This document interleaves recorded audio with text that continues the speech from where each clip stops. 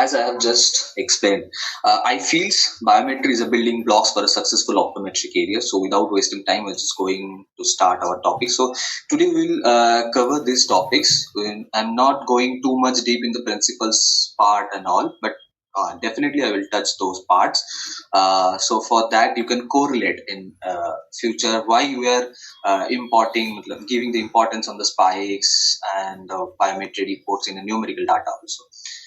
So from where this biometry came, you know that the bio means life and metric means measures and A-Scan. So everyone knows that A-Scan, everyone heard A-Scans, but I just want to highlight these things. A-Scan stands for amplitude scans. Why it's amplitude scans? Furthermore, when we are going to the interpretation parts, we will say we are interpreting that the spikes heights. So that is also an amplification. So we are measuring the amplitudes. So this A-Scan actually helps the surgeon for detecting accurate axial length, ACD, and that helps in IOL power calculation for the patients who are undergoing for the cataract surgery or lenticular refractive surgery. So in biometry, there are some few components. So starting from patient selections to the IOL calculations. So these are the components. If you select a patient who is undergoing for cataract surgery or any refractive cataract surgery, then you should perform the keratometry, then the A-Scan, and then you have to select your formula as per your post-op outcome, and then you should go for the IOL calculations. If someone is using the optical biometer, so there is no need to do that keratometry in separate way, or you don't have to select formula from yourself, because your optical biometer is so advanced nowadays, so it can give you the whole thing. So though, as I have mentioned, keratometry. So keratometry plays a major role in biometric components. So we know keratometry measures corneal curvature and dioptric value. From that we can estimate that the corneal astigmatism. Here it's written here that the anterior surface of the cornea acting as a convex mirror. So we have heard this line so many times in our books, and we have learned in our lectures when we were in college, even we were attending anything. So I am making it simple for you. You have guys shown this picture. There is a convex mirror has shown, and the ray diagram is shown. How keratometry is relating with that? Because the anterior surface is acting as a convex mirror. So we are projecting a Maya on that surface of the cornea, and we are actually measuring that the variable image size. In that way, keratometry is actually correlating with our cornea, right? So the types of keratometer, I hope it's very easily understandable for you how anterior surface is cornea acting as a convex mirror is always coming whenever we are reading about the keratometer. So that comes to the types. So there are manual keratometer and automated keratometer. So in the automated keratometers, you don't have to do anything. You don't need any skill. You don't need any practice for that. You just have to, after proper positioning to your patient, you just have to click once and it will give you the result. So from where we can see these automated keratometers in AR machines, also giving that keratometry readings in IOL master and lenses. Those are the optical biometer. It's already enabled to automated keratometers. But we are just going to little bit deep on the manual keratometer because it needs skills, and I feel every optometrist should know how to do a manual keratometer. This is good for you. So there are so many manual keratometers are there, Javel, Shios, and Bosch and Lombs, but the widely accepted manual keratometer is Bosch and Lomb keratometer. So we been found in our college, in our practical rooms, hospitals, optometry private clinic also. So you can see I'm not highlighting all the time. I'm just highlighting this point, one position keratometers. Why it calls in one position keratometers? So the answer is written over above. Because in this keratometers, this is using only a fixed object and variable images. This is we can call one position keratometers. So doubling principle, the Bosch keratometer, the manual keratometer is based on doubling principles. In the left side image, you can see there is the working principle. I'm not going too deep into the working principle, but my main objective is to presenting this slide is that how this doubling is happening. whoever going for the planning or for the internship and fellowship, so you may come across with this type of questions. Okay, you know that the principle is the doubling principles, but can you tell me that how the doubling principle works? So in that terms, may have some of us knows that, but still, whenever you are switching on your machine, your automatic manual keratometer, the Myers is illuminating, and then when it's reflected back from patient's cornea, and you are observing through your eyepiece. After focusing your eyepiece, so this light rays passing through an aperture. Can you see this aperture? It's passing through an aperture. So when this light through, after passing through the aperture and meets two prisms, there are two prisms. One is a base up, one is a base out. Those light rays are coming across with this base up prism, it makes an vertical stable Meyer. And when it come across with the base out, it makes an horizontal stable Meyer. Why I am mentioning this vertical and horizontal, we will correlate on the next slide. And those light rays are not passing through with that prism, that makes a doubling, because there is no refraction, no deviation, so it creates a doubling. So this central image, so can you see this is a vertical stable Meyer and the horizontal stable Meyer on my right picture where my cursor is visible, and the central image of Meyers are doubling. So this is how a doubling occurs. I hope this is clear. This is how a doubling occurs. So those light rays is not passing through prisms, they create doublings. So now in a figure 2, we will explain figure 2 first, then we will come to figure 1. So in figure 2, you can see the same way. I'm just zooming it. Is it zoomed? Yes, yes. So just focus on a picture A. Here you can see this one is a doubling Maya, right? The center one. And the vertical and the horizontal is already stable because this is after refractions to refracted to that prism, so it's stable. So in that case, we have to first focus our this central Maya. I mean, you have to coincide these doubles. So you have to fuse these Mayas with the help of your focusing knob, with the help of your fine focusing knob. Once you focus it, you will get this a single Maya. Now you can see there are minus signs and there are plus signs. So they are parallel to each other. So two things keep in mind when they are parallel to each other. So that means your drum is on principal meridians like 90 and 180. So now we have to rotate our horizontal drum. Which is horizontal drum? This one, horizontal drum. So we have just mentioned in the earlier slide that that base out prism has formed a stable horizontal Maya. And by rotating the horizontal drum, we are controlling the prism's distance and we are coinciding this plus signs. Can you see? In a picture C, now my both the plus signs are coincide. Now I have to rotate my vertical drum and then my minus signs are the same way are coincide. So this is your end point of manual keratometry. When you are able to get this thing, so your end point is manual keratometry, right? Okay. But just I hope this figure 2 is cleared that how well we can do that manual keratometry. But looking at the figure 1, can you see now the central image is fused, like same as the B. Central image is fused. But my plus signs and minus signs are not parallel. This time what I will do, right? If we just rotate our horizontal and vertical drums and then coincide it, do you think it will coincide? No, it will never coincide because they are not parallel. So my first point is we have to make those signs is parallel, right? So how we will get the parallel? So can you see here is a white line, these white lines. So here this is a axis marking. Okay, this is 0 and this is a 90. So making this plus and minus signs parallel, you have to rotate your this holder. You have to rotate this whole cell. At what point this will becomes parallel, you have to look at that this white line is coincide with which axis.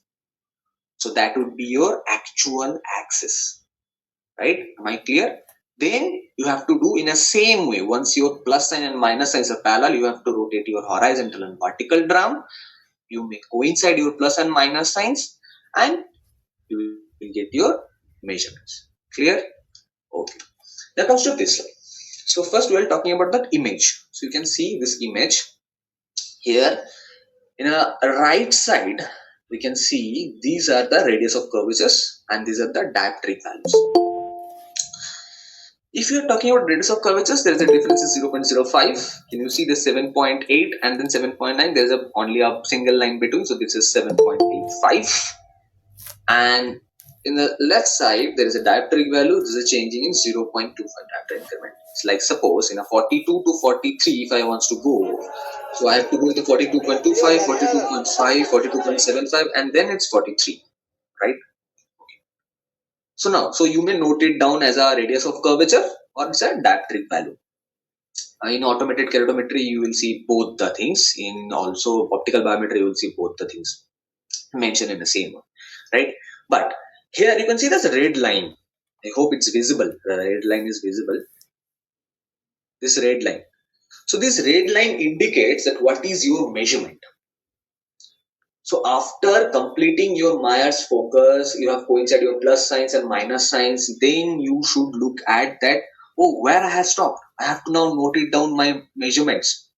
So that time you have to focus on your red lines. If your red lines is coincide with any of this white line, that is very easy. You can rotate down. If it's coincide with 42, mention it 42. If it coincide with 43, to mention it 43.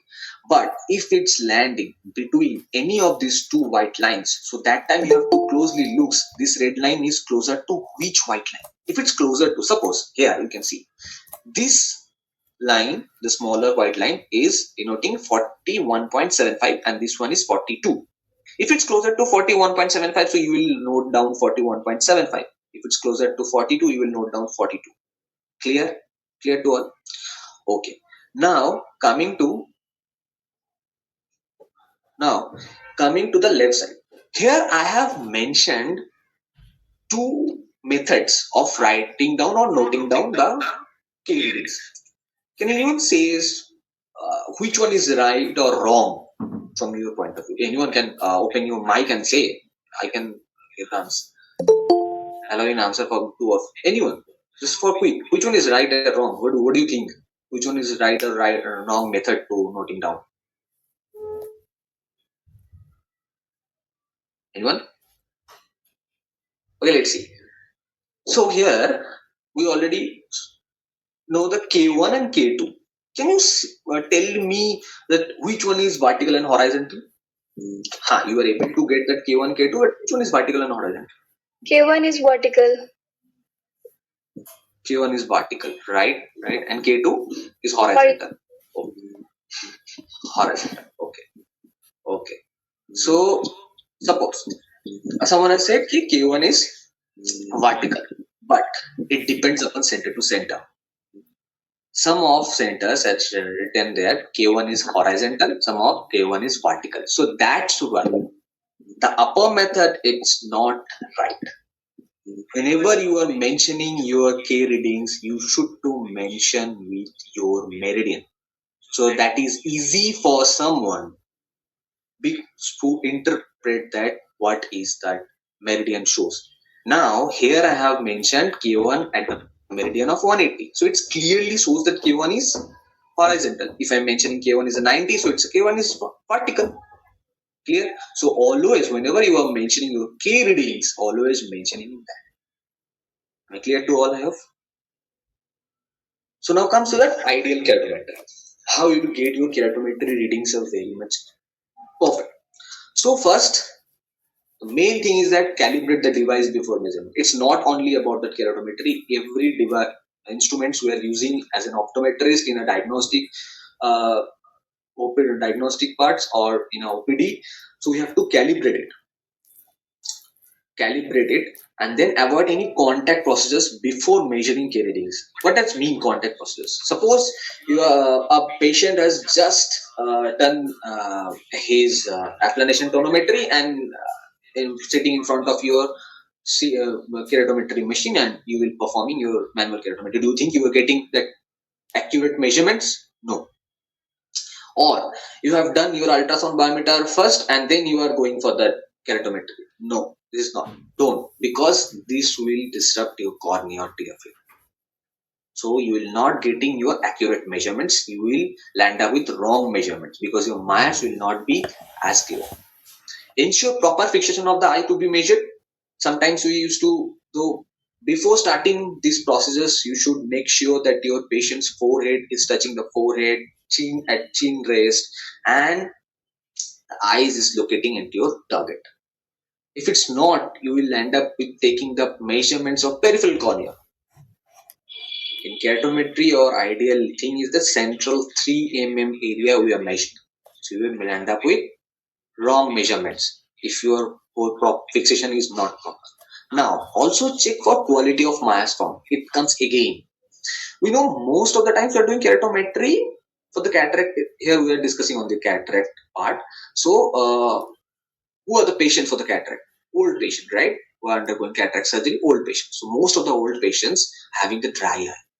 No, I am not telling it. Study is telling that. Several studies with dry eye. So, dry eye will distort your Myers. So, that time, what will you do? Can anyone tell if you came across in this type of scenario that a patient is sitting in front of your keratometer and you are getting distorted mass? What you will do? I just want to see the answers. Then I will tell that. Can anyone tell me what you will do from your side if you are connecting with any institute or hospitals or in your private practice also? What you will do? Okay. So usually, To blink several times in order to avoid distorted Myers. okay, okay, that's good. That's good. That's a very good answer. Ah, we ask the patients to blink it.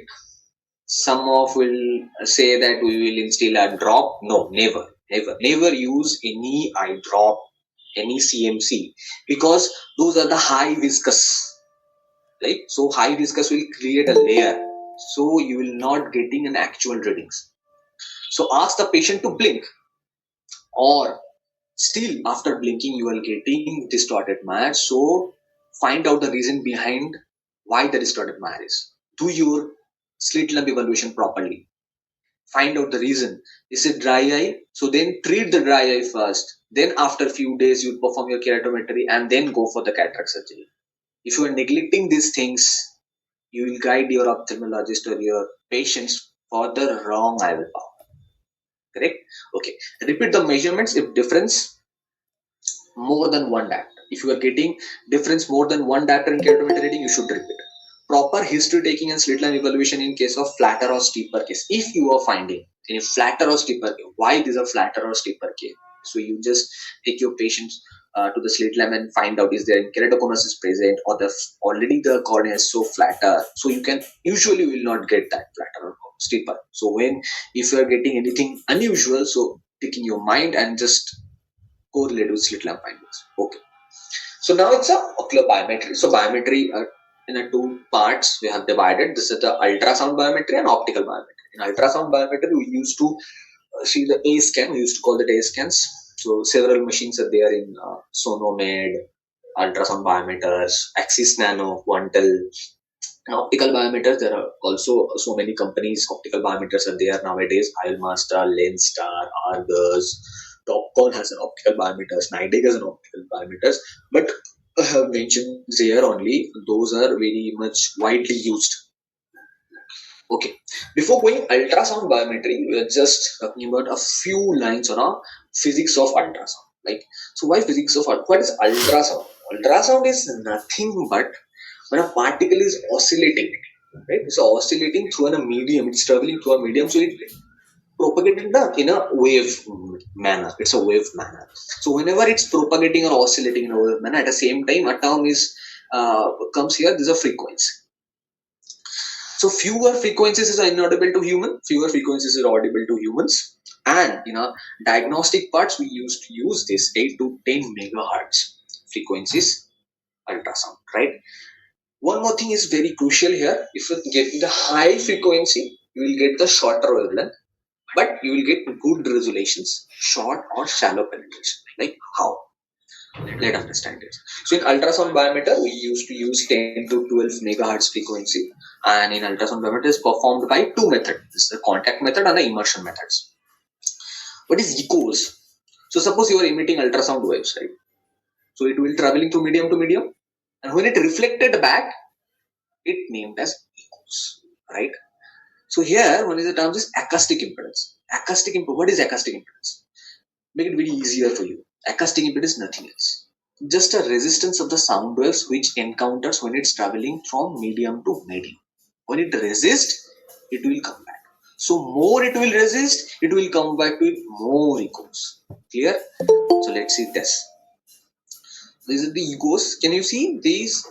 A same uh, wave I have seen. The same wave where is traveling a longer distance, right? With lower frequency. So in a lower frequency, this wave can travel long distance. So have less resolutions because most of the wave parts is traveling. So you will get very less reflection. So the lesser resolution. But the penetration power is good. Here, in a high frequency this, it will not travel as long as that. The same wavelength, but in high frequency, it's not traveling that much of distance, but you will get good resolutions. Now, let us express it practically. So here it's written, greater difference in acoustic impedance of two media gives stronger echo. Means if a wave is traveling from one medium to another medium, if another medium is more dense, giving more resistance, so you will get more reflection echoes like this. So here the wave is traveling from medium 1 to medium 2. So you can see medium 2 is not that much of dense. So you are getting very lesser reflection because most of the wave has passed. But in medium 3, this is dense. Can you see these are very much closely intact? So that means it denotes dense. So from dense medium, you are getting much more reflections. Clear? So here, the X1, if light is passing through an aqueous, so you will get very low echoes or minimal echoes. But if there is a hyphema or blood clot, you will get echoes. So these are the signs it will tell you that something is there because it's resisting that. But at the same time, only that the density or the resistance is not majorly cause for the difference in echoes. At the same time, the angle of sound incidence, the absorption, scattering, and refractions also plays a role. So how this angle of sound incidence? Can you see if your probe is perpendicular, so the reflected amount of rays will coming to your probe come maximum. So you will get a good height of spikes. But if your probe is not perpendicular, we will correlate these all things in a ultrasound biometer later in while we are reading the contact and immersion mode. If your probe is not that much of perpendicular, so your spikes height is lesser because rays are the reflected rays of already or reflected waves are already what diverted, right? So that also depends on your angle of sound incidence. Clear? So your echoes will not getting that much of equal height if your probe is not perpendicular. So now let us understand how that ultrasound biometers is working. Can you say there is a probe? So it's probe. In probe there is a piezoelectric crystals. So these are piezoelectric crystals, and thus a pulsar is generating a electric signals which create a mechanical vibration in the piezoelectric crystals. That mechanical vibration emits ultrasound wave. That ultrasound wave is traveling through the different media and then it reflected back to the probe. When it reflected back to the probe, it again received to the receivers as electrical signals and then it displayed in a graphical way. So we can see spikes. Clear? So now it's ultrasound biometer. Okay. So this method is a contact method. Why it's known as contact method? Because your ultrasound probe and your cornea is touching each other. So that is contact method. It's a contact mode. So here you can give these spikes like I used to call initial spikes, or you may say cornea spikes. A is an anterior lens capsule. P is posterior lens capsule. R stands for retina and is scleral spikes. And the rest of these are the orbital part, right? So in contact mode, we used to get 5 spikes. In immersion, so in immersion, there is a no contact, right? There is a no contact method. We used to use this shell, okay, and this shell is filled with fluid. Can you see this probe is not touching your cornea? There is a clear gap through this fluid or water. This ultrasound wave is passing. So why this water is needed in a scleral? Can anyone say why this? And if we are doing immersion method, why we need to fill this scleral shell with water? Okay, because ultrasound wave can't travel without any mediums, without an air medium or vacuum medium. So that's why we should to feel this water. So through water, this ultrasound wave will travel. Clear? Here we will get I, that is only fluid spike, or you may say water spikes. Here you can clearly see the cornea, anterior and posterior corneal spikes also. It's not as C. You see the two dotted lines, and then anterior lens capsule, same as contact method, posterior lens capsule spikes, retina and sclera. Right here we get 6 spikes. This is clearly can see this is a probe and cornea, it's the same spikes, but here we can see a probe and different in immersion pipe. So you can separate spikes of probe or water spike you may say. So now comes to the echo heights. How will you interpret my scans is good? So first we have at the same time we have to see that echo heights. At the same time we have to see that my spikes have started from the baseline is exactly perpendicular or not. If it's breaking, so we will neglecting that spikes, right? So your anterior lens capsule echo should be 90 or maximum. Posterior should be 50 to 75. Retinal echo should be 75%, and your echo rise angle must be clear, right? Now comes, though the sound wave is traveling through a different ocular media, so they have traveling with a velocity. Okay, so what are the velocity? So for your only nose, there are few velocities. When it's traveling through the cornea, it's getting this velocity. So why this velocity is linked to our spike size? So when it's traveling through any velocity medium and with a certain velocity, you will get that much of reflections. Clear? You will get that much of reflection in your spike side. If it's an aphakic eye, let's say 1532, aqueous and vitreous 1532, again silicone oil. If you are doing a scan with a silicone oil filled eye, so you should to set your ultrasound biometer, whatever an optical biometer, the silicone oil mode. Okay, so that understand your machine that your sound wave should be passed through a silicone oil, so it will adjust the velocities. Now comes to contact mode. Okay, probe placed directly on the corneal surface. So variable corneal compression. That leads you a false result, because so if you don't know that how much compression you are giving to your patient's cornea, sometimes you'll end up a less compression, sometimes you'll end up higher compressions. So these higher compressions will give you lesser or false result, right? Less accurate, because it's totally depend on operator dependent. We used to suggest those optometrists are doing contact mode ultrasound from the starting, that that person should be is assigned for contact mode because he is skilled now. But for a newer person, you're going contact mode. If you are doing first and then you are repeating it twice, you will get difference in your actual length reading in contact mode, because in compression you don't have your control, right? Now, whenever we're talking about gates, I hope till now it's clear. We are going to spikes interpretation. So we're talking about gate. So in gates, Anik, it's going on. Sir, Yes, we will be addressing the questions in the end of the session. So please Okay. post your questions there in chat box. Oh, okay. So we're coming about the gates. What are the gates? Gates are nothing but an electric calipers. Okay. Some machines have two gate systems. Some machines have four gate systems. So gates helps you identify the which are the spikes here, right? Which are the spikes here? And you see there are the two gate systems.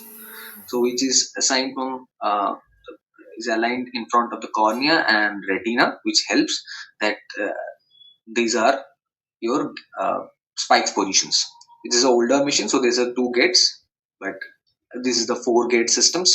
So you will get from cornea, in front of cornea, anterior lens capsule, posterior lens capsule, and then it's a retina.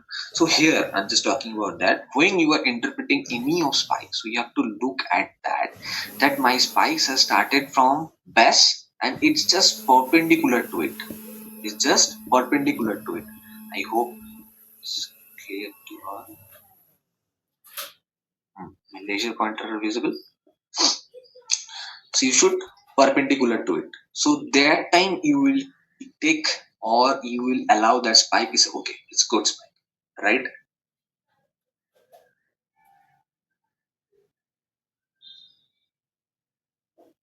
So this is how a contact method is doing. Can you see patient should be in a seated positions, looking at a straight target is given.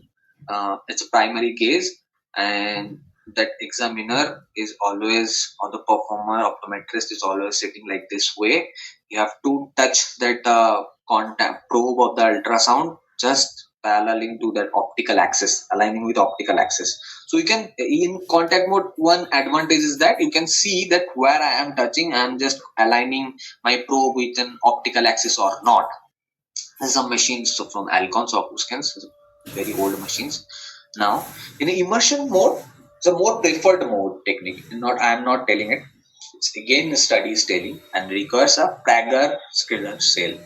Okay, what we have just seen the skills, no corneal compression, so there is a no fear that I am getting a fall result or not, I am compressing the cornea or not. Okay, give more accurate measurements because you are not touching it, and at the same time your patient is in supine positions. Just you have to ask the patient look at the ceiling, right? And or the red light is coming, you have to just look at that. This one is a Prager shell, and this one is a machine. Here is a quantum machine Axis Nano. Through the software we can access this. So in the contact method, simple handled, corneal compression is there. So here is the mentioning point. If 1 mm compression you have done, you feel is very lesser compression, like I have just compressed 1 mm. So what will happen? So you will end up with 3 diopter post-op error. Okay. So contact mode, what I have just explained, patient should be seated on a adjustable chair, asked to look at the target straight, and gentle on-off technique. And here the main thing is that the ACD with maximum value should be selected. Why? Why this ACD with maximum value should be selected? And almost standard deviation should be less than 0.05. We'll discuss on the ACD why we should mention maximum value of ACD. Here we can see this is the two reports, right? Okay, so the same eye performing in a upper one, you can see the axial length is 23.07, the lower one is 23.45. So why there is a difference? And also you can see at the same time, you can see the difference in spikes also. So we have just learned our spikes height should be depend on the angle of sound incidence. So that means this one is a very, upper one is a very good spike height because our sound beam is perpendicular. And lower one where it's not, is obliquely placed or not perpendicular. So that's why we are not getting that much of heights. So our interpretation is wrong because gate is now assuming my retina is bit longer. So we are landing with longer axial length. Okay, here. Here we can see so many spikes in between anterior and posterior lens capsule. Suppose here is not mentioned, this is a A and this is a P, means anterior lens capsule spike and posterior lens capsule spike. Which one we will take? You will be confused, right? So in that way, we have to look at the baseline of starting. Can you see the baseline of starting? These are very much perpendicular when you're starting from the base. So these are due to dense cataract. When a dense cataract, I just said more echoes we will find. Right? There is a dense cataract. Okay. Now the question is gain. What is gain? We used to find out in an ultrasound biometer. So gain. Gain is nothing but it's like you are raising your volume in a sound systems. Like you are not changing. You are not changing the energy or sound wave it's traveling from. You are just changing the sensitivity. Why we are using gain? In this type of case. So you can see this in between those anterior and posterior lens capsule, there are so many spikes which are very much more echoes and almost same heights. In that case, it's very misleading you that which one is my anterior and posterior lens capsules. How can I find out? Though you are getting your lens thickness values and on a right side, but still how? So in that time, you have to raise your gains. So gain after raising the gains, it will automatically enhances the sensitivity of your actual spikes of anterior and posterior lens capsule. So you can interpret. So you can neglect it. In that way, you are neglecting those misleading spikes, right? So here, what we are seeing that there is no anterior lens capsule spike, right? There is only posterior lens capsule spikes. Looking at the diagram, there is no lens, so that means it's an aphakic eye. It's an aphakic eye patient scan, right? What we will found in pseudophakic eye? Pseudophakic eye, that means a lens is present, but different IOLs having different density medium, so it will gives you more echoes. It will gives you more echoes, right? Okay, what we have just learned. Look at that upper picture, first picture. So here says probe is touched to that cornea, but it's not compressed. And now focus on ACD 4.1 and axial length 24. But in a lower picture, you can see this is compressed. Here now I have compressed it. When I am compressed it, you can see I am changing the ACD. If it's ACD changed, my axial length becomes shorter. Clear? So that's how compression leads you a wrong measurement. So you have to very much cautious. You have to very much cautious that things, right? Even in now comes to spikes. Is come in value now spikes. Can you see the first picture? The difference of here in front of the the anterior lens capsule spikes and the initial spikes, and here you can see the distance between the initial spikes and the anterior lens capsule spikes is short. So from here you can correlate कि my numeric value is correlating with my spikes. So this is how you should interpret your spikes. So sources of errorment, we have just already mentioned it. One of the compression and one of the misalignment of your beam. If 1 mm error is there, so you can land up with 2.5 to 3 diopter of post-operative. An immersion method.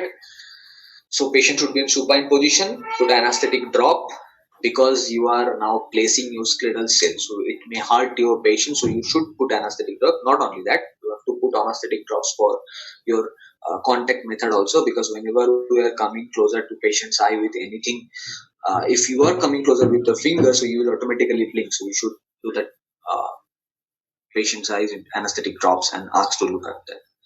Okay, and that in immersion we should take minimum 10 readings, and it's very recommended that when you are getting immersion readings, delete your first all 10 readings and then again because you don't have to insert your scleral cell again and again. Once you have placed your scleral cells and you have pushed your fluid through that 5 ml syringe, so it will stay there and you can get that all the readings again. So you should at least take 10 readings.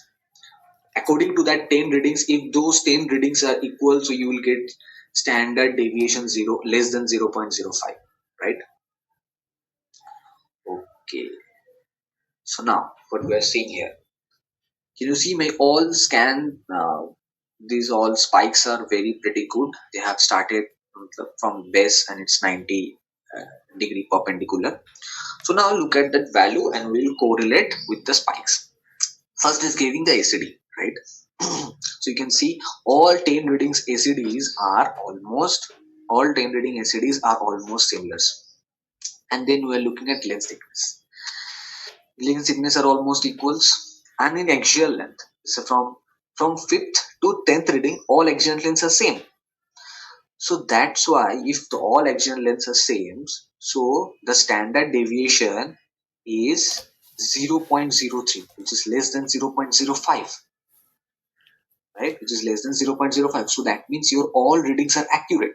But sometimes it might be on standard deviation. I'm always talking about not looking at your numeric values, what your machine is giving. Your machine is giving according your capturing method.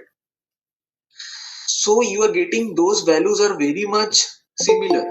So that's why your standard deviation goods and you are assuming, oh, okay, my scans are good, so I'm can taking any of one of that. I can taking this the average axial and it's good. But at the same time, you should look at your spikes. If it's 3.94 and these anterior and posterior lens spikes are posterior lens capsule spikes are too close, do you think those are correct? No. So your machine will definitely give you that reading. So at the same time, you should look at your spikes, height, spikes, distance between two spikes, and your numeric values. So it's done in immersion mode, dense long mode, and a normal eye, not silicon fill eye. Okay, going to the next one. So in next one, we can see here that the variation in axial length. So that's why the standard deviation is, so that I'm again repeating it, standard deviation is only based on the numeric value. If there is any variation in your axial length, so then the standard deviation will increase. So in that time, what, and at the same time, you should look at your spikes. So can you see here, the previous spikes we have seen, there's a 3.94 lens thickness, there is a 4.76 lens thickness. So that means it's suggesting suggesting you that this is a dense cataract. So in a dense cataract, so that's why you are getting lesser spike, lesser posterior capsule spikes, because whenever it's traveling from anterior lens capsule to posterior lens capsules, it's getting so many resistance. So the height is lesser. At the same time, so we are getting few are unwanted spikes in between that. Clear?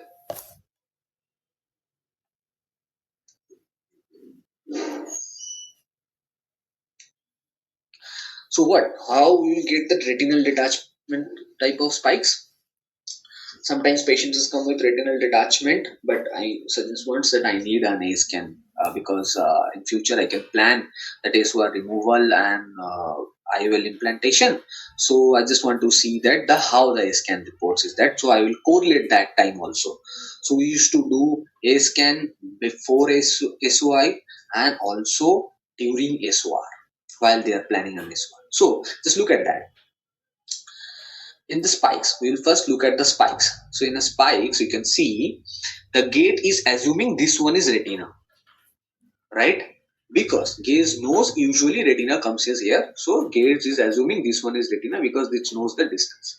If gaze is assuming this one is retina, right?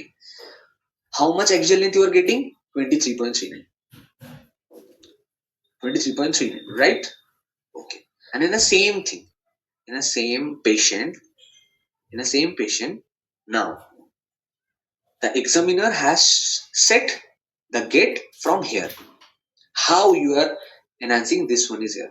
If you are adjusting, if you are suppose measuring retina here, can you see this pipe? Where is my cursor is? I think my cursor is visible. This point. Can you see this pipe is just started from the baseline? No, there is a break. So which one has started from the baselines? How will you identify the retina? That one is started from the baseline. So this is my retina. So I have to shift my gate here. So whenever I am shifting my gate here, at the same time I am getting changes here in my axial. Now you can see the same reading that was previous slide.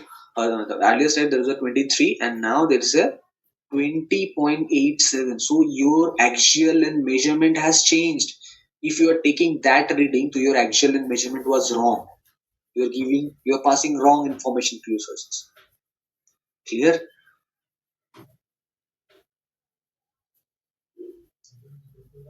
So now comes to, that was our ultrasound biometers. I hope I have able to make you understand how to interpret that the A-Scan spikes. The optical biometers. So optical biometer is exceptionally reliable and accurate because they have an advance of algorithms are based on there for the IOL calculations. They uses infrared light rays which can travel more than a sound wave, so will give you more accurate axial length, right? And also provides more data in one scan. So how this actually this works? Actually, later we will return on that. Is a picture of partial coherence interferometry. How this partial coherence interferometry? Most of biometers are based on interferometry methods. In new generations, they have based on swept source OCT. But in IL Master, you can see IL Master 500 is based on partial coherence interferometry. Even in Lenstar, based on ocular low coherence reflectometry, that is same as partial coherence interferometry. So were emitting a low coherent light source like a supraluminescent diode. It came across a beam splitter which splitting this beam in a two ways. One is going in a reference arm or reference mirror, and one is going on a sample like patient's eye. When it reflected back, it reflected back and it catches to a detector. If both the path have already aligned, they are coincide, so an interference free pattern or fringe will create, right? And the intensity what it shows in a graphical manner, right? So few of the optical biometer you can see at the same time the imaging of ocular structures just below them the A scans in advanced methods. So that's how, so a light, both the light rays is reflected back from the reference arm and the sample, it's coming then catching through the detector, and if both the uh, fringes, the patterns are matching, coinciding, so it becomes an interference fringe. So how this measuring the distance from the cornea to lens, cornea to retina, so it's actually distance from when the path length, right? The path length is changes because in reference arm is continuously monitoring the path length is changing. If a path length is changing, it will show that it has taken the longer path of travel. Clear? In optical biometer, is method can almost comes with high precisions, better than the ultrasound, like 0.3 to 10 microns. So it give you more good resolutions. Like, and later on, so this is the Almaster 500 based on partial coherence interferometers. They are using 780 nanometer wavelength. They need upgrade because some of cases it cause get difficulties in dense cataract. They need upgrade to Almaster 700. So before Almaster 700, Lenstar. Lenstar is also an upgraded optical biometer that uses 820 nanometers. The penetration power is definitely is good in infrared light rays. Measures in ACD from corneal endothelium. So it's not measured in ACD, actually it's an AD, aqueous depth, we will talk about that. So it's based on ocular low coherence reflectometry and partial coherence interferometry in Lenstar also. Later, IMASA 700 is introduced, which based on Swift Society. So Swift Society is nothing, is just now we have switching to a very good swifting light source. So it's giving you high scanner speed, longer wavelength, and deep penetration. So we have just modified from partial coherence interferometry to Swift Society technology, just changing our that light source with very good high scanning speed and longer wavelengths. So that's how we are getting more accurate, or it's able to giving you axial lens in a dense cataract also. Okay, and it also including new generation formulas, and total keratometry reading is giving here. So total, what is total keratometry reading? It's just the anterior K readings, anterior surface of cornea and posterior surface of cornea. Both K readings will giving here. It will help you for post laser vision corrections cases IOL selections, like, and it uses 1055 nanometer wavelength. This is a Argus, is launched by Alcon. So this is a very good machines. Nowadays it's not only an optical biometer, it also a image surgery guider or counselor, you may say, and its wavelength is highest right now. But I am taking this studies is taking 106 nanometer, so it is able to penetrate any of dense cataract very easily. Okay, and there's a lots of IOL formulas you can incorporate in this. It will give you not only IOL formulas, at the same time it will provide you the placement where it you should give over the incision. So here you can see that Almaster 700 imaging is how it looks like. So you can see its imaging, the ocular imaging is there. It shows that keratometry reading. This is shows white to white, that the diameter. This is shows that foveal pit.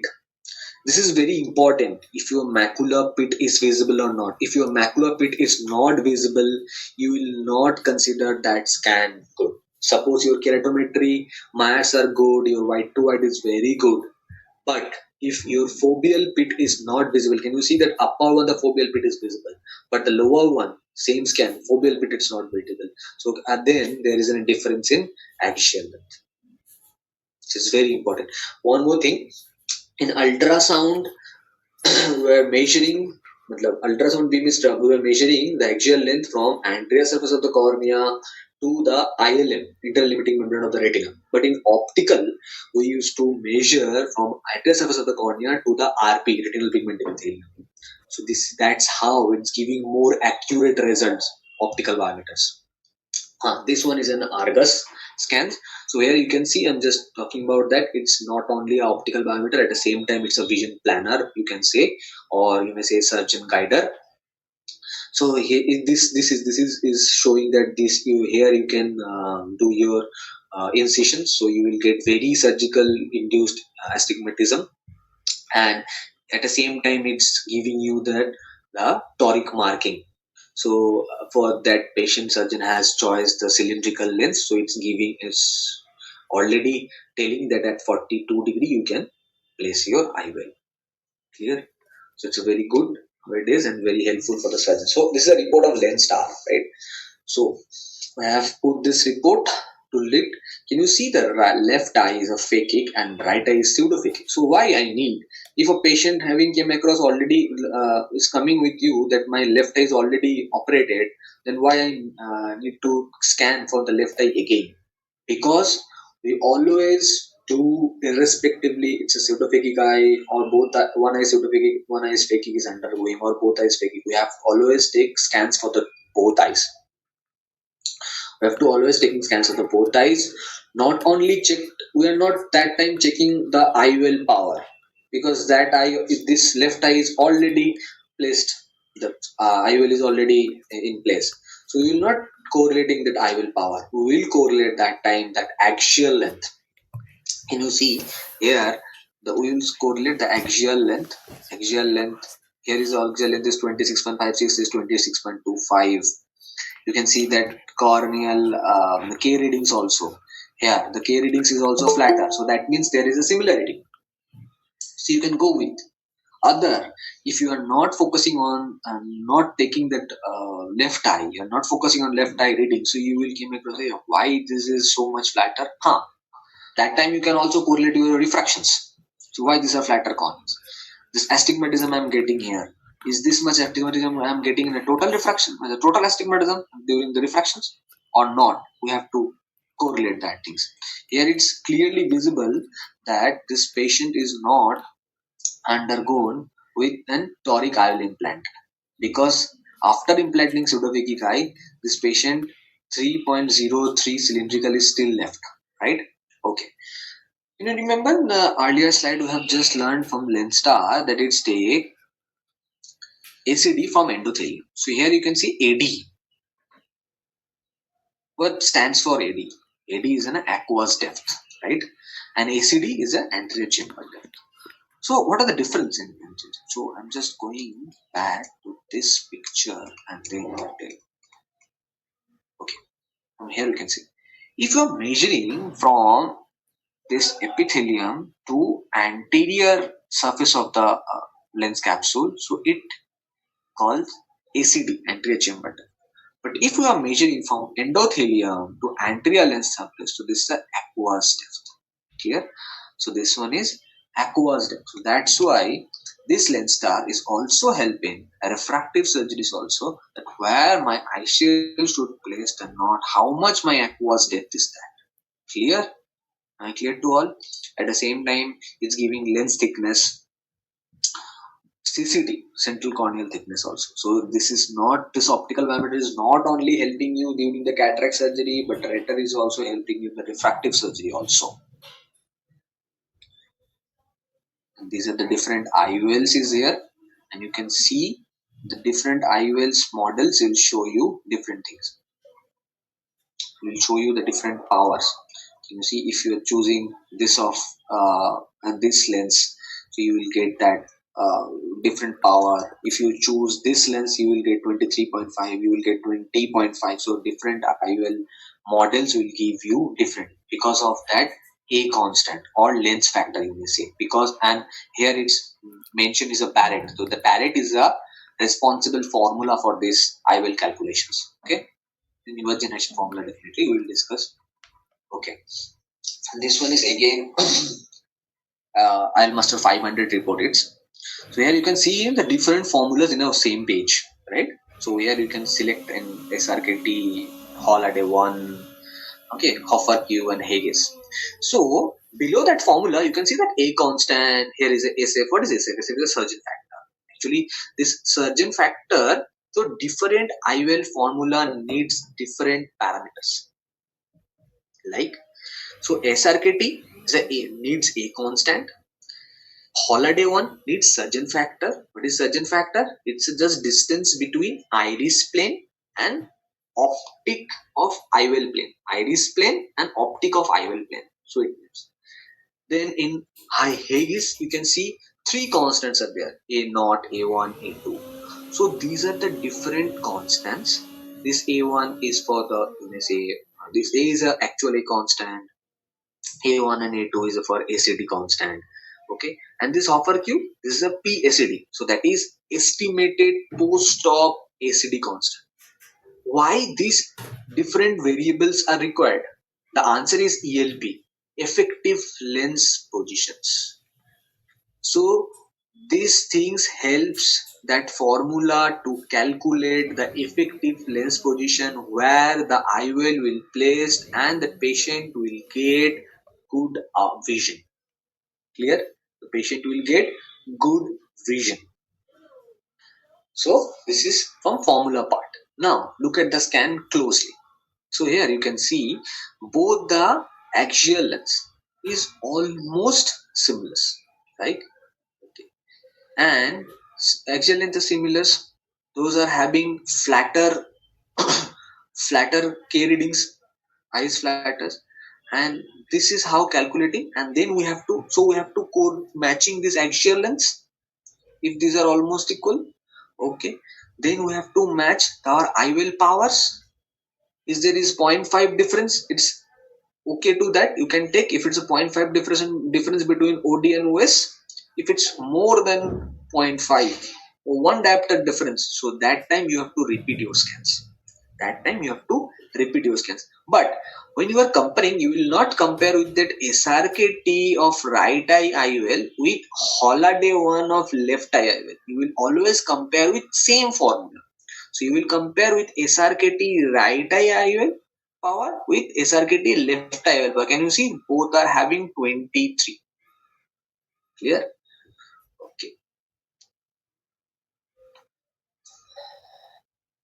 Now, when I will remeasure, if axial length measurement is less than 22 mm or more than 25 mm in either eye, we have to remeasure.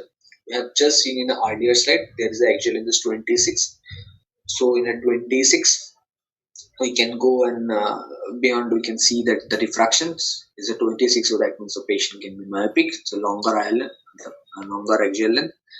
Poor cooperation or fixation, you are not getting good Myers, you are not you are doing in optical biometry test now, so that machine is always guiding you. I've just shown you that the green ticks query marks, so that query mark shows that the poor fixations, mass is not good.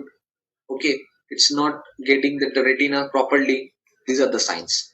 Difference between two eyes more than 0.3 mm, more than 0.3 mm, you have to repeat the scans. Here we don't repeat. This is 26.59, 26.29, so this is 0.3. If it's more than 0.3, so we have to repeat the scans. Corneal curvature is less than 40 diopter or more than 47 diopter, we have to repeat the scans. Either or, it's correlating with your refractions and other tests like topography you have done or not. Okay, axial measurement does not, yes, it does correlate over. Sorry for that. Okay, now comes to the calculations of IOL power. So in calculation of IOL powers, we need majorly key readings, axial length, and then we will choose our IOL power formula. So now these are the generations of IOL powers. So the first generation IOL power that was made with theoretical formulas being cost, then it upgraded to the regression formula. Second generation SRK2 has came. And then third generation Holiday 1 offer Q and SRKT has introduced. Fourth generation Holiday 2 and Haggis is also introduced. Fifth generation Barrett is now widely used for any of this. Wolsen and Hilar RBF. So I'm just pointing out the SRK formula because it's a very simple formula, and even if you want to calculate from yourself, if you are getting axial length K reading and you know the A constant of that IOL, so you can put there and you can calculate from yourself that how we are calculating that SR IOL power. So this A stands for A constant, L is for axial length, and K is a K readings. But later it was only good for 22 to 24.5 mm axial lengths. So later it was then modified with the correction factor. The C is a correction factor. So where the correction factor is made, if you are capturing an axial length which is lesser than 20 millimeter, so you should add 3. If you are capturing 20 to 21 mm, so you have to add 2. If you are capturing from 21 to 22, so you have to add 1. So in that how you can get good machine. But nowadays you don't have to do that because Barrett is a very acceptable and accurate formula. If you are doing an ultrasound biometry, you have all the readings, you just go, and especially thanks to their inventor that they have made these formulas free for us. You can go and search on a Google browser that Barrett Universal 2 calculator, it will come. You have to just fill your patient details and that will give you the IOL power and incision location and all, right? So before Barrett Universal 2 has came, so these the choice of the formulas for the axial length. Like axial length, if is lesser than 20 mm, we should prefer half a Q. 20 to 22 mm, we should prefer half a Qs. If it's 22 to 24.5, we should push SRK2. I have just earlier discussed about the SRK2. Then modified SRK definitely with correction factor SRKT has introduced. For longer length, SRKT and Holiday was used, but now Barrett has came, so Barrett actually does applicable for all the axial lengths. So now, A-Scan in silicon oil field. So if it's a A-Scan silicon oil field, just earlier discussed, we should the mention on the machines that in the silicon oil mode we are doing that scan in ultrasound, whatever in an optical biometer, we have to select that silicon oil mode, and then we have to capture the scans, right? So there are few scenarios when surgeon is not able to implant the IOL in a capsular bag. They have to implant the IOL in a sulcus. So what do you think if an IOL is the same power of IOL? If it's the same power of IOL, suppose 20 diopter or 22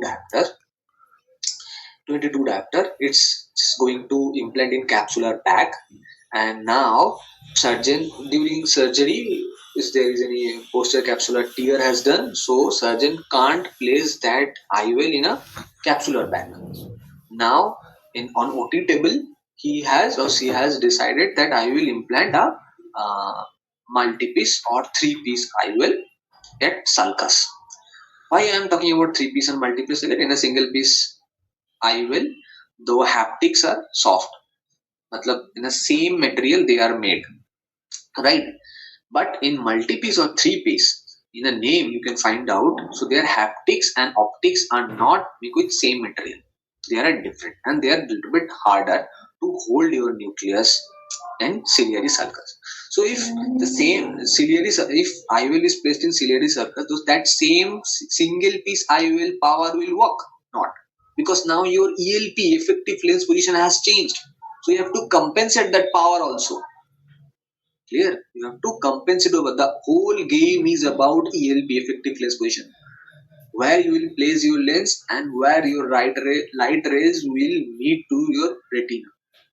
If your ELP calculation is wrong, so you will go in wrong method.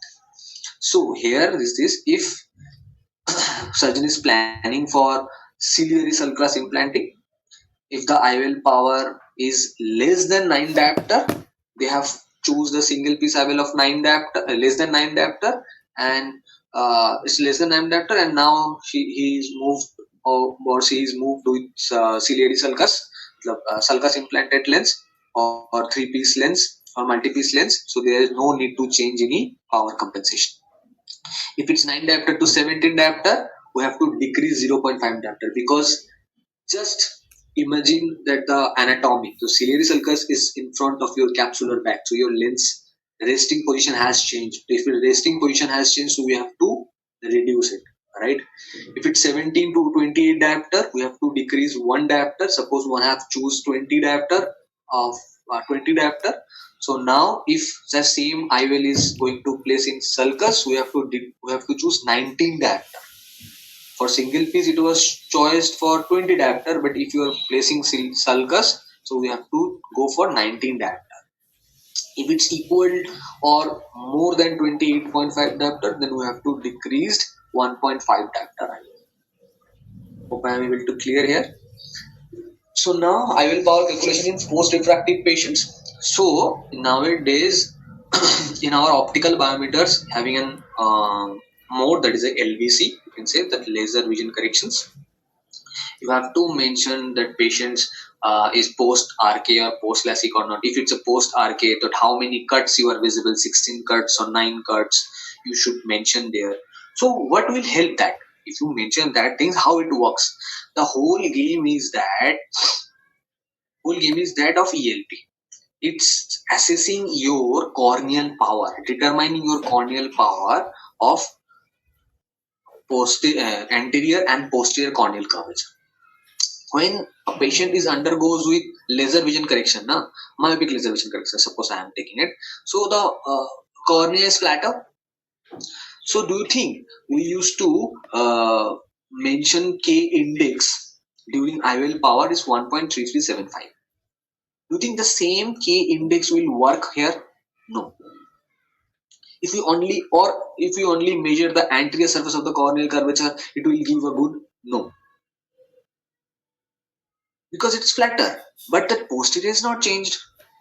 Same. So we have to take in both the measurements, and then we can do TK value, which you used to call in almost 700 newer generations, you can say TK value. So that TK value will guide you that what will be your IOL power choice. So K index, if to that time you have to, if you use that K index for the normal cases 1.3375, so you will overestimate the corneal power. You will overestimate the corneal power, eye will power.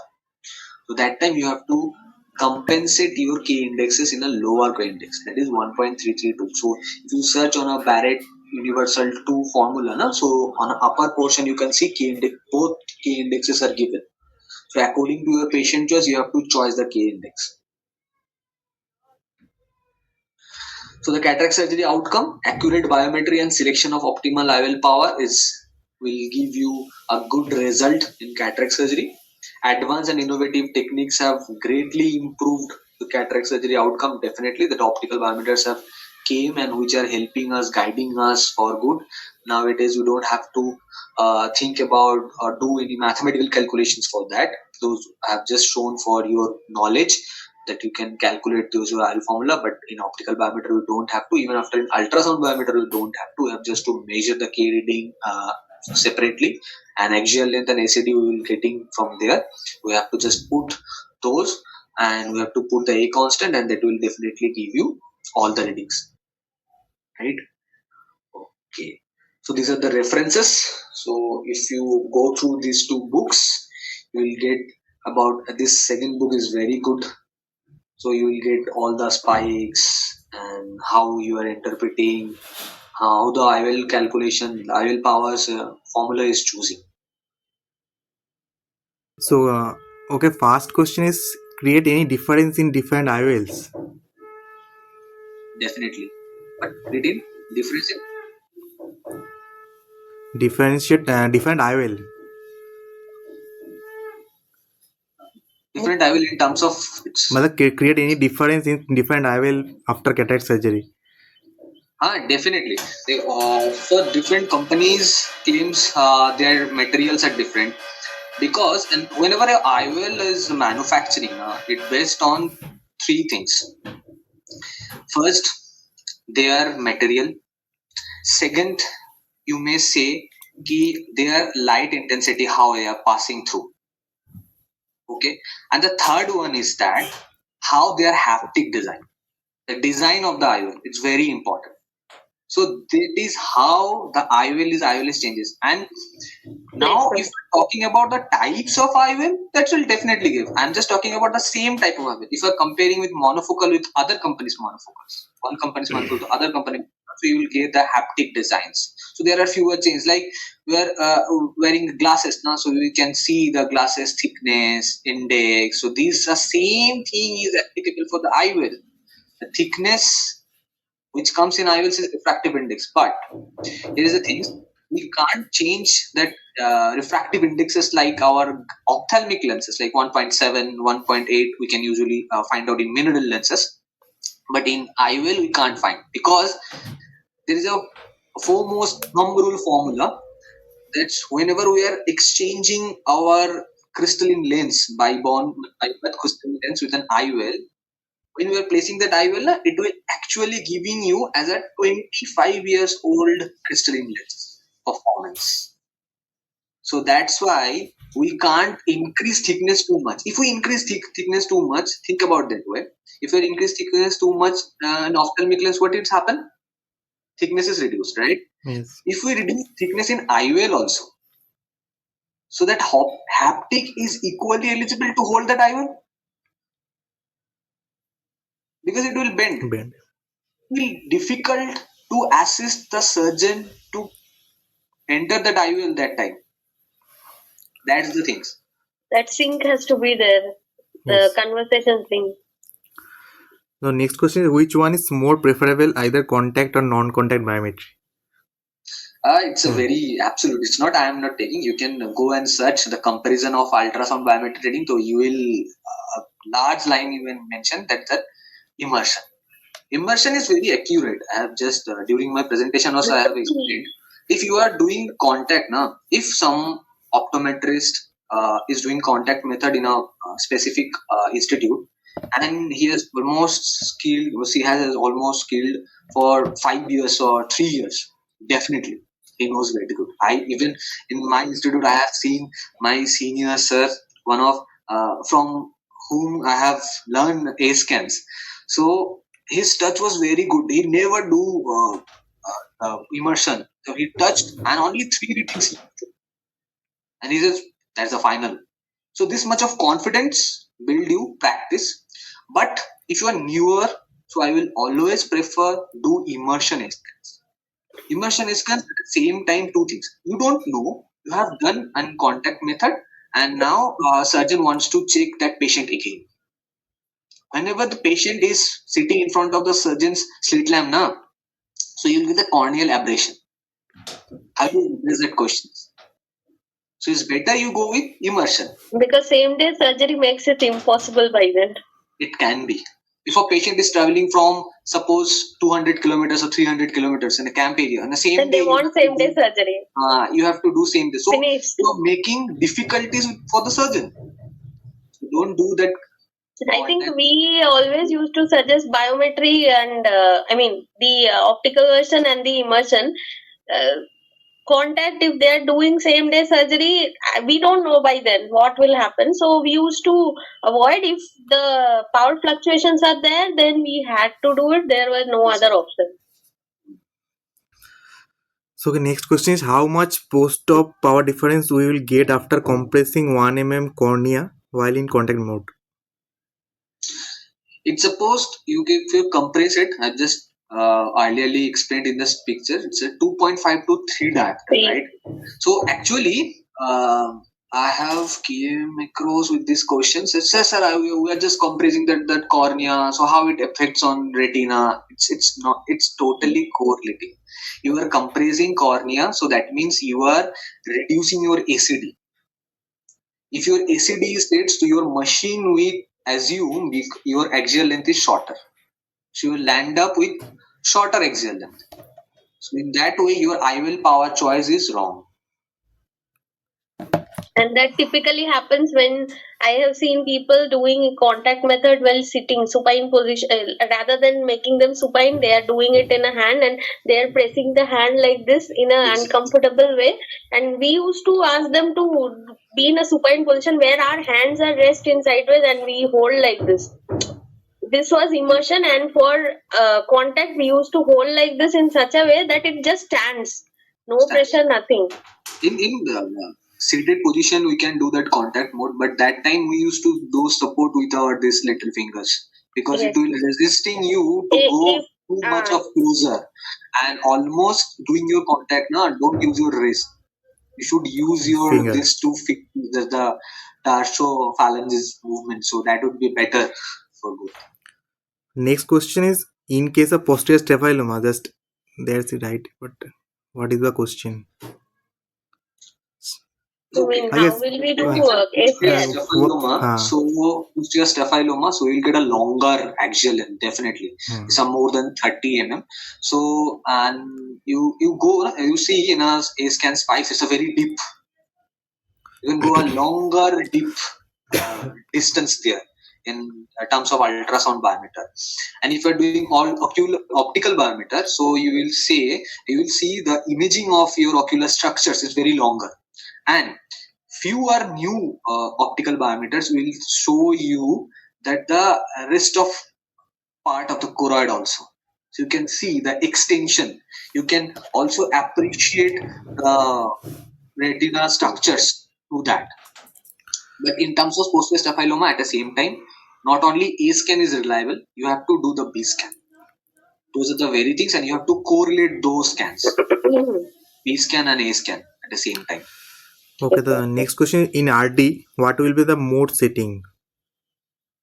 If you are doing in optical biometer, you don't have to set any mode. It will automatically give you the reading. And if you are doing in ultrasound biometer, you don't have to change. If RD with silicone oil present, that time you have to make mode change in silicone oil mode.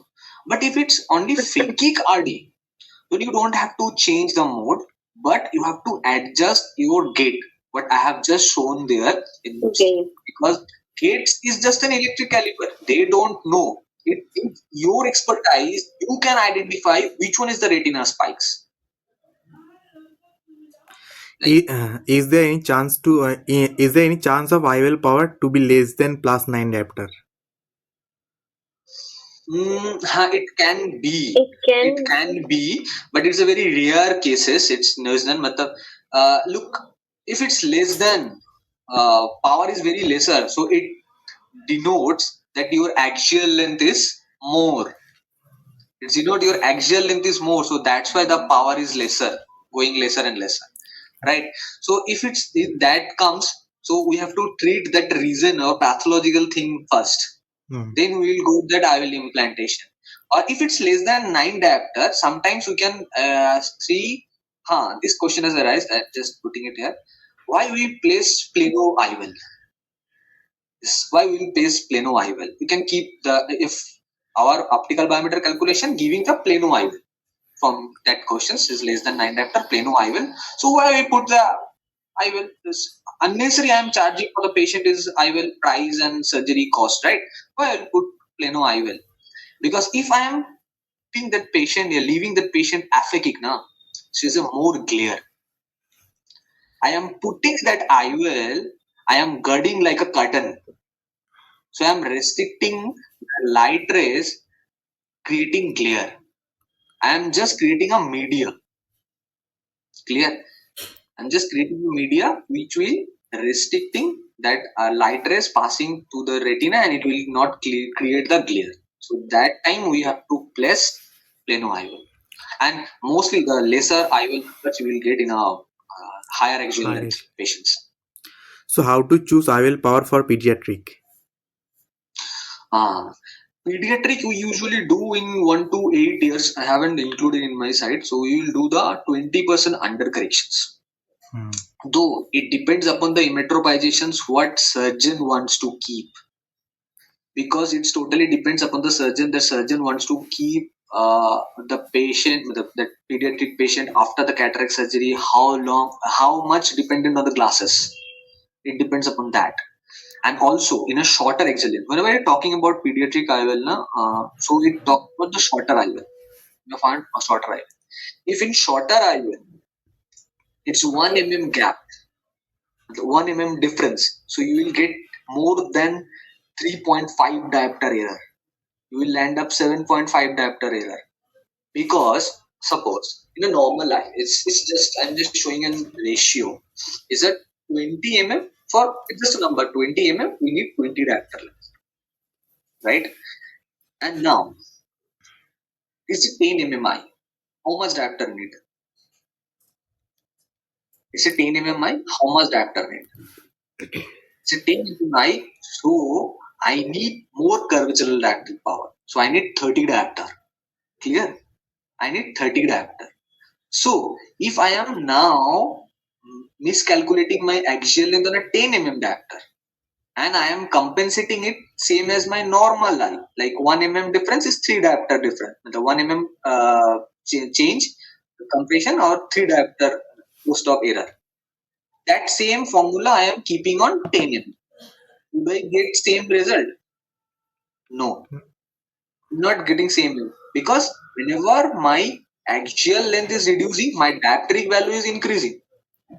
So that time you have to keep in mind that how much power I have to add for that compensation. Right? And second thing, immetropizations definitely. The surgeon is very knows that how long he wants to keep that patient on glass dependency. So okay, so how to calculate IOL power in post-phakic IOL lenses, ICL like IPCL? ICL is same now. I will master 700 is a very good. For ICL, we don't we don't actually calculate through optical biometer. Optical biometer will not give you that ICL power. It will give you the PCL power. Okay. For ICL power, it will help you to assess the AD, aqueous depth, the white to white. It will help you. So those are the parameters the optical biometer helps you. Through that parameters are taking from that optical biometer, you can put on the ICL calculations, or rather nowadays is very easy. That company I will person, the responsible person, just send out the data. They will calculate it and give it to you. But the rest of the things are just the Argus. It will same way will help you for the incision. It will same way will help you toric ICL implantation.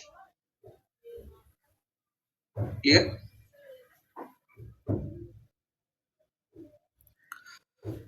So, while reviewing a contact A-scan printout, which features on the scan trace suggest excessive corneal compression when no clinical history is available? Again, repeat the question. While reviewing a contact A-scan printout, which features on the scan trace suggest excessive corneal compression when no clinical history is available? So corneal compression is not correlating with clinical history. Corneal compression, what you are doing Procedure. during your scan. Hmm. So I have just mentioned, if you clearly visible on that, if you are doing contact method, you should choose the maximum ACD, because during choosing maximum, you don't know, you are taking 10 readings. So if you choose that maximum ACD, so that will telling you that, oh, I haven't compressed it more there. So that will leads you a lesser faulty result. So obviously, definitely, you choose that scan, and according to that reading, you will get that spikes and print out that spike, attach that spikes. So that would be better for your surgeons also.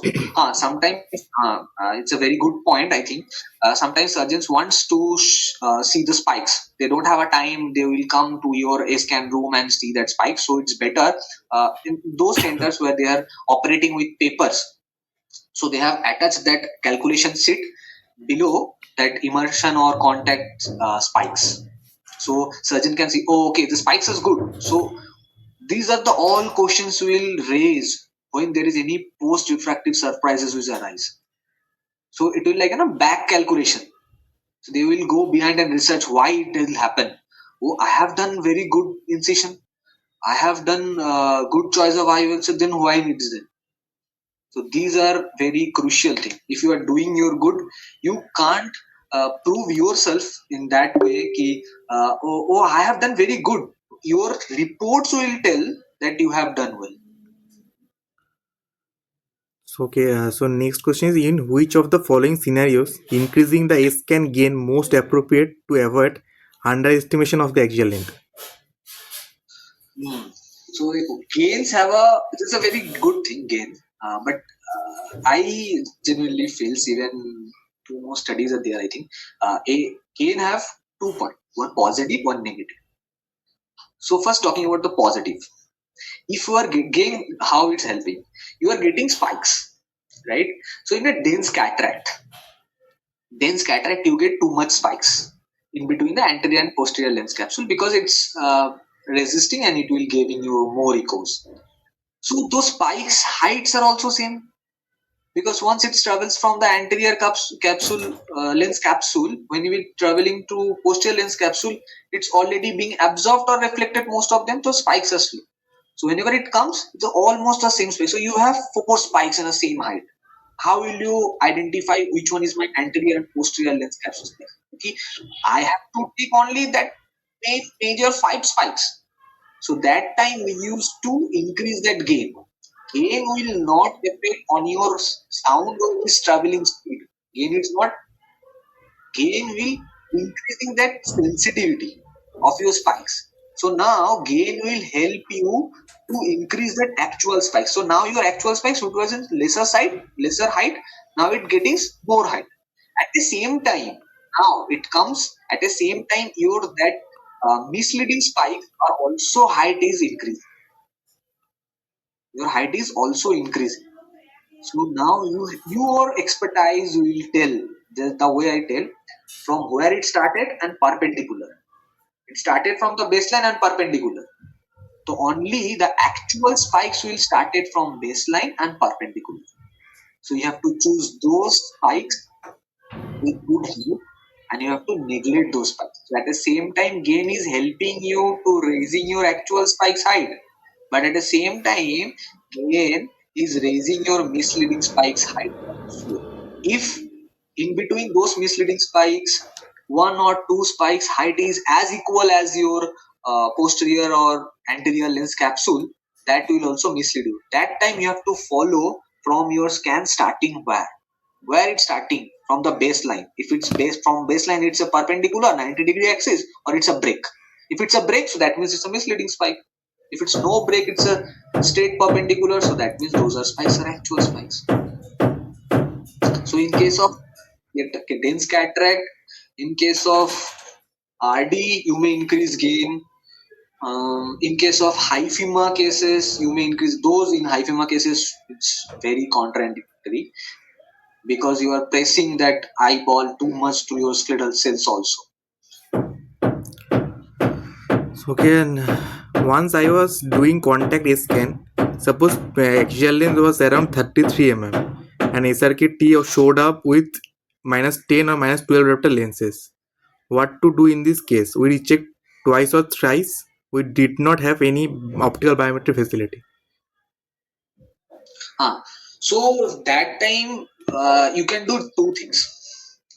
You can check if it's happened. You don't have optical biometry, you don't have immersion also, like you don't have Prager shell, you just have a contact, you are doing contact mode.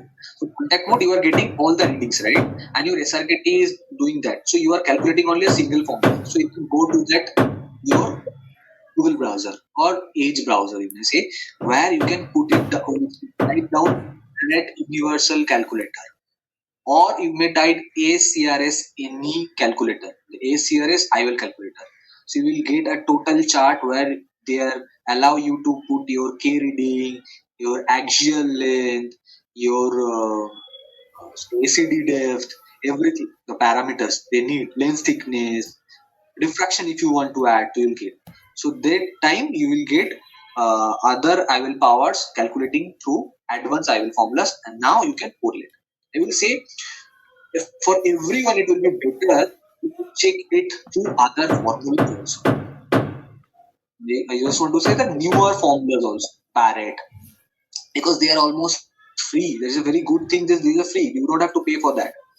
So you can just cross check it. Is what I am my optical biometer is giving. If your optical biometer is enabling with Barrett, so that is very good. If it's not enabling with Barrett, it's only giving the SRK formula is set. So you can check it. So next question, why scleral images are important in case of toric IOL surgery patient? And just for knowledge, can we calculate toric sheet in Argos like other machines? Yes. You don't have to calculate in Argus. Argus will automatically give you everything details, like incision and all. Scleral should now comes the scleral part. Because if any scleral abnormality is there and it's coming closer to the cornea, which is affecting your toricity, so that time you should keep in your mind that what kind of IOL is planning the surgeon. It's totally their call what kind of IOL they are planning to the surgeon. So monofocal, there is no need for the toric calculation. If it's a toric calculation, so that toric placement can be changed, or the incision type can be changed, incision location can be changed. Okay, so what is effect of edema on the spikes? Effect of edema, like edema in spikes, like this is again comes about 2D image and 3D image concept. So if it's an edema, so you will go the just only vibrations, fewer low vibrations in your spikes, not more than that. And though it तभी हो सकता है, मतलब it will be that time noticeable when your edema is that much of significant. If your edema is very lesser, so you will not get that much of real vibration. If it's a significant edema, then you can get.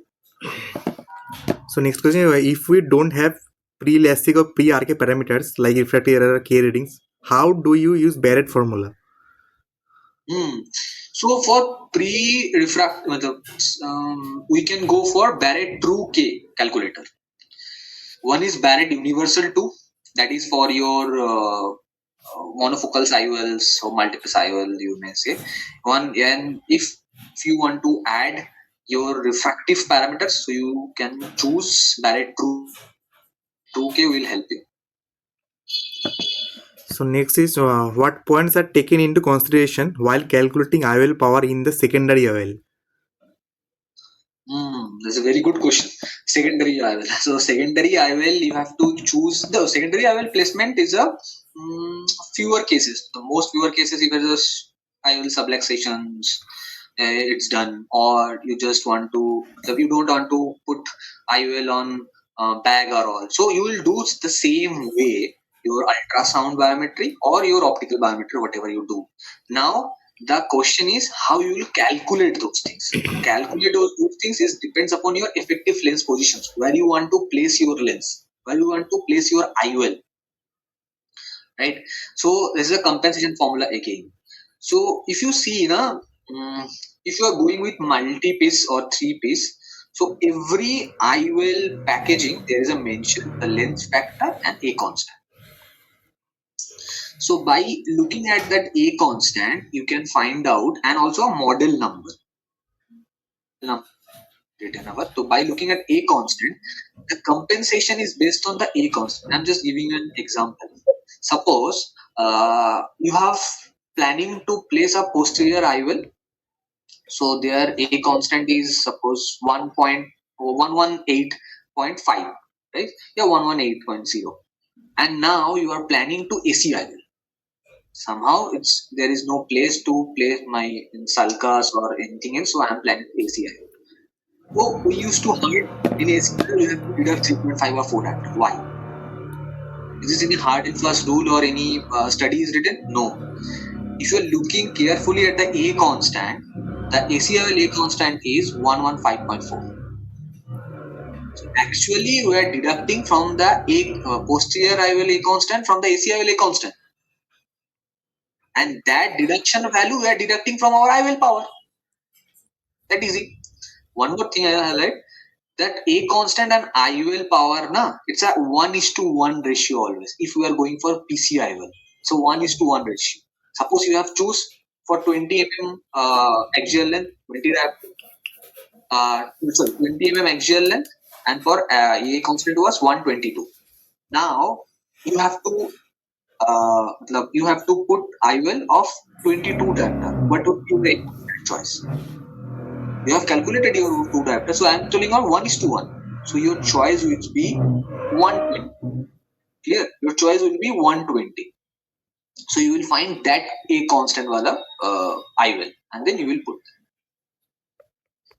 I hope I have addressed this question. Yes, yes.